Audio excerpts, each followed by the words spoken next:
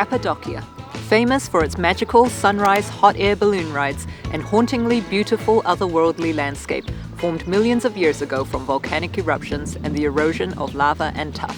For many, this is a dream holiday destination, and it was for us too. Yo, what's up everyone? Yen and I have spent 2 incredible weeks here exploring all the various valleys as well as the rock castles and also soaring high up in the air, and we wanted to put this video together to help you if you're planning a trip to Cappadocia too. It's a very popular tourist destination here in Turkey, and you can expect lots of foreigners. But because of that, operators and locals all pretty much speak English quite well, and there are tons of places to see and things to experience. Cappadocia is a semi-arid landscape, which means in summer it gets hot and in winter it gets very cold. So the best months to visit tends to be in spring, around April to June, or in autumn, so late September to mid-October.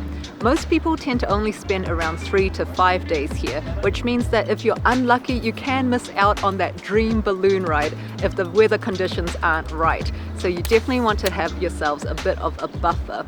We've been here for 2 weeks, as Peter said, and it feels like we haven't been able to cover every single thing, though we gave it a pretty good shot. From towering cave castles and monasteries, as well as complex underground cities.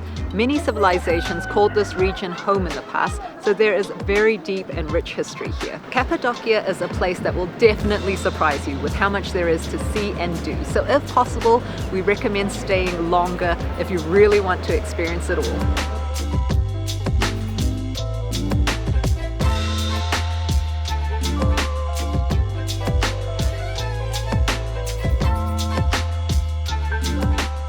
This video will be broken down into a few sections: accommodation, food, transport and activities, and we'll leave a couple of timestamps in the description below so that you'll know where to jump to. Alright, now let's get into it.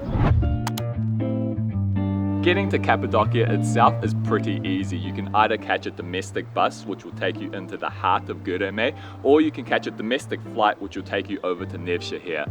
Göreme itself is the most tourist-centric location, and a lot of the activities start from that point. It's also a beautiful modern city, which is nestled amongst all the various ferry chimneys, and you can get a fantastic panoramic view if you climb on up to the sunset or sunrise points and get a beautiful view of the town and the surrounding areas. It's much busier than the other areas nearby, but what you do get is a lot of the various food options as well as daily conveniences. There are 3 common types of accommodation in the area. You can either get a stone hotel, a cave hotel, or a ferry chimney hotel, with ferry chimney being the largest as well as the most expensive. We stayed in a cave hotel in Göreme, and then we ended up staying in a stone hotel in Uçhisar, and honestly, it was pretty similar experience. Oh, and another thing to note, in Göreme, a lot of the roads aren't actually sealed, and so it's quite sandy in some areas, and so dragging your luggage is quite difficult even if it's a short distance to your hotel. Uçhisar and Nevşehir are often tiled or sealed roads, and so it's a lot more convenient getting around.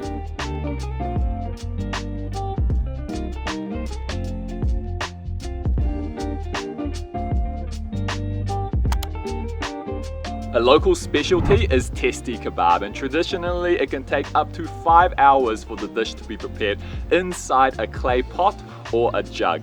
And there are a lot of different places serving this dish, but some of them do take shortcuts because of the amount of time that it takes to prepare. If you want a very entertaining meal though, there's a place that we can recommend in Göreme called Gourmet Kebab Restaurant, which has a crazy chef. For all of Göreme's conveniences, there is one big thing to note, and that it is a lot more expensive than neighboring towns. For food especially, it can cost 2 to 3 times more than meals in other areas. It's also extremely hard to find local places or street food stores in Göreme, and it does pay to check reviews first, especially because it is more a touristic town.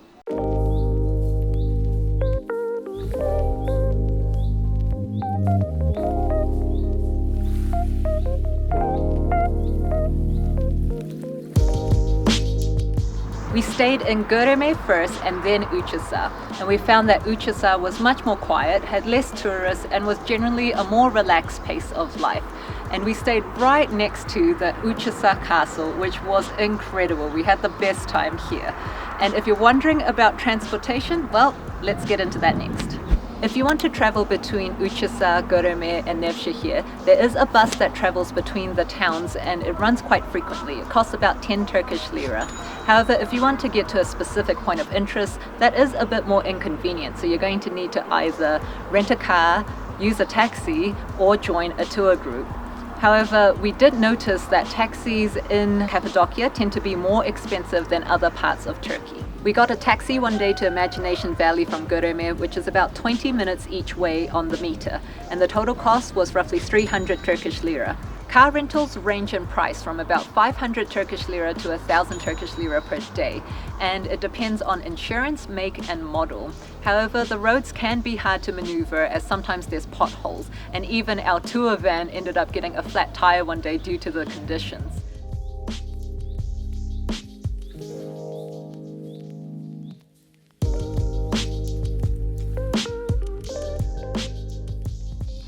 What you'll find is that the activities will take you to a bunch of the key locations in the area, and tour providers will generally provide you with a pickup as well as a drop-off service back to your hotel. Interestingly though, tours and activities are priced in euros, but you do have the option of paying in Turkish lira.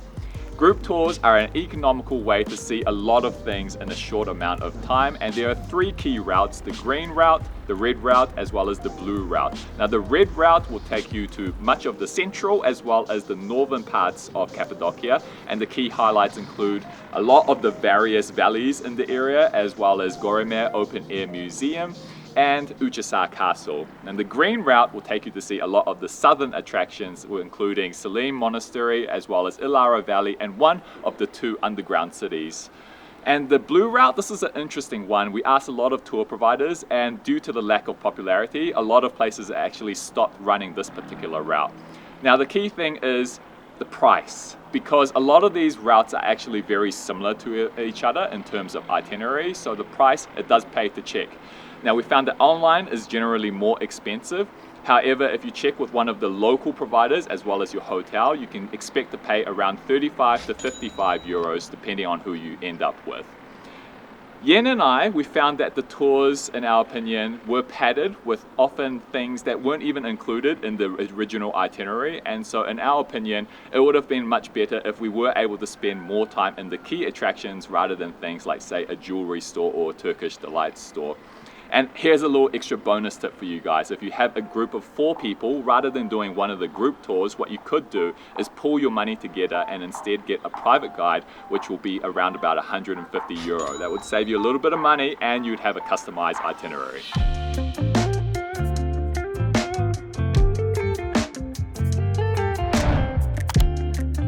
One of the undeniable must-do highlights of Cappadocia has got to be the hot air balloon rides. And yup, it is an amazing experience. Most of the companies offer something pretty similar, and so the main difference is how many people they take up in a basket, which ranges from about 16 up to about 30 something people.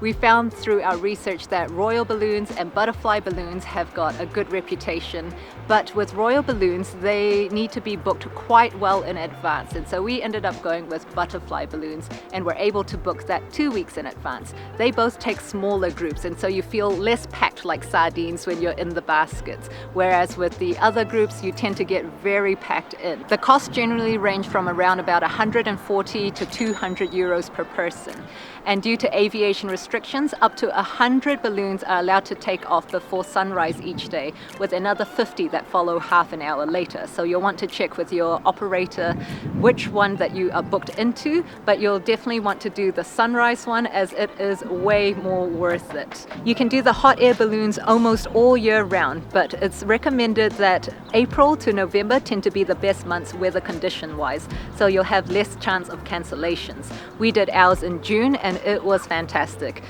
It was nice and warm too by the time we were in the basket because you're pretty close to people, as well as those bursts of flames when they're lighting up the balloon. But the very early mornings and late evenings did get a little bit chilly. One other tip is that you'll want to check with your operator whether they play music on your flight, because through our research we found that some of them like to blast out tunes. And so if you're after that magical, tranquil, hot air balloon ride with the sunrise, you may not want to have music blasting out at you, unless of course that is exactly what you want. Then totally go for the party balloons.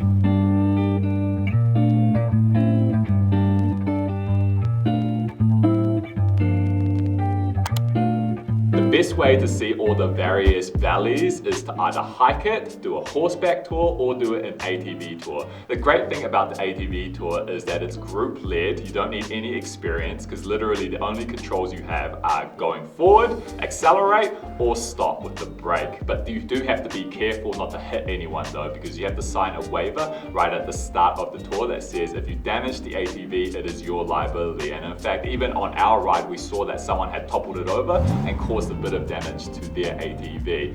All of the tours seem to converge at the same point when you do the sunset tour, and that's very much the most popular one that you're doing, either for horseback riding or for the ATVs.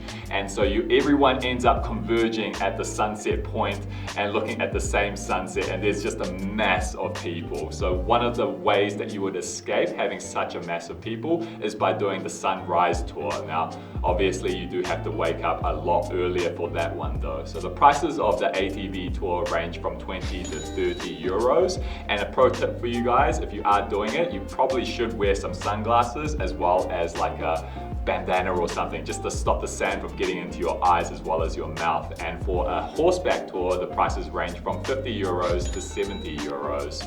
And of course, if you're hiking, it's free. Two better sunset points that we found are from the top of Uchiasa Castle as well as in the center of Goreme. If you look up on Google Sunset Point, you can go walk towards that direction, and it's a 5 lira paid entrance fee, but the views are totally worth it because there's hardly any people around.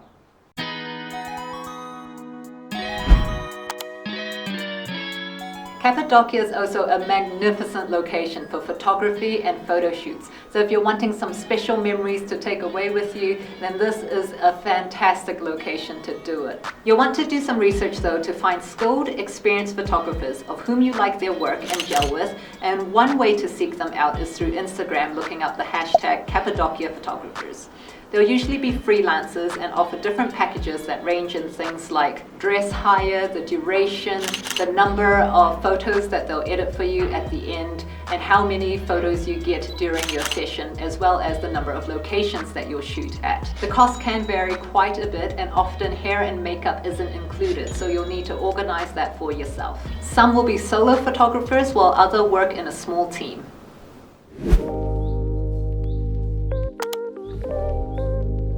And if you're wondering about souvenir shopping ideas, aside from the mass-produced stuff that you'll commonly find in the markets, there is something called zoltanite, which is a gemstone, and it's said to be even more rare than diamonds. It's also mined here in Cappadocia, which is what makes it special, as well as the fact that it changes color in the light. There are a lot of jewelry stores, especially in Goreme, so if you want something genuine, you're going to be paying a very pretty penny for it. But otherwise, you can get the much more affordable man-made version.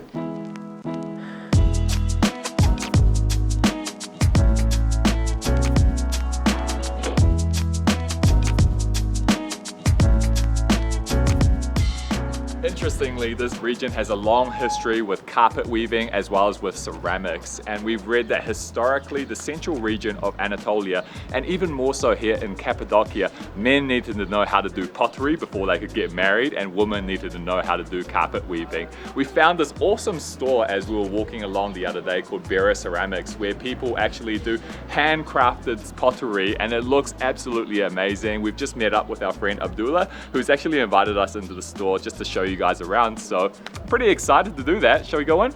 Yeah. So I'm just looking for my friend Abdullah, who we met the other day, and actually we have a lot of similar interests, not only in art but also in history. Hey Abdullah, how are you? Hi, how are you guys?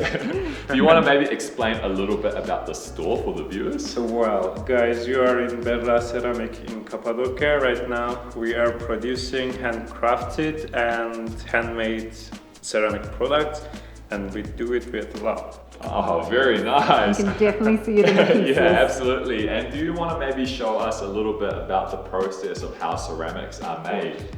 Well, tile art actually is one of the most important Turkish traditional arts. Tile is a ceramic product generally used interior and exterior decorations of buildings and architectural works. It has another usage area like decoration and ornaments such as plates, bowls, cups. And how long do you think normally it would take to create one of these kind of intricate handmade pieces, say a plate even? Well, it depends on the shape and the tiles, you know.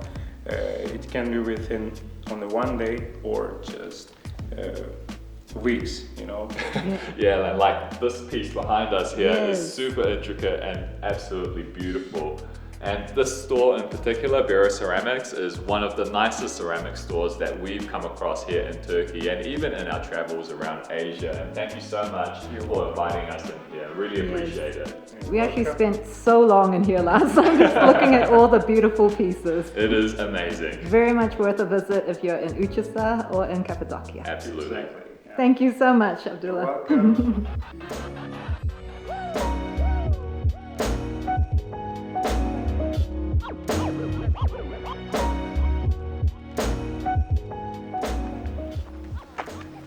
And one of the things that Yen and I have loved the most about Cappadocia is exploring the various caves and castles of Uçhisar. It has brought out the inner child in us and we have loved every single minute of it.